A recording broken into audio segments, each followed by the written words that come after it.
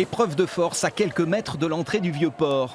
1 heure après le départ de la manifestation, le message des forces de l'ordre est clair, on ne passe pas. Un manifestant affirme avoir évité de peu un tir de flashball. Qu'est-ce que vous avez là dans la main, monsieur? J'ai un flashball qui vient de m'être tiré, une balle de défense. Là, à l'instant, là, sur le quai, là. À l'instant, il y a 2 minutes à peine. J'ai été arrosé et visé par un flashball. Sans raison valable, je veux dire. Moi, je suis le mec le plus pacifique du monde. Le dialogue de sourds se poursuit et se déplace de quelques dizaines de mètres ici, en face de l'entrée du quartier piétonnier Saint-Nicolas.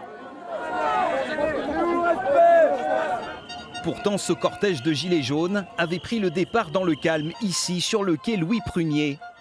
Parmi eux, Nelly. Elle est venue spécialement de Nantes. Elle reste déterminée, comme au premier jour. Aujourd'hui, ce qu'on attend, que Macron y dégage.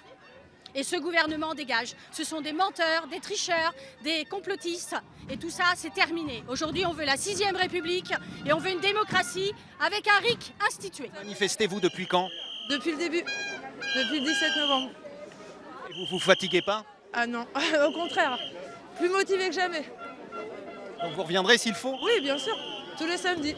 Reste à savoir si la mobilisation ne s'essoufflera pas.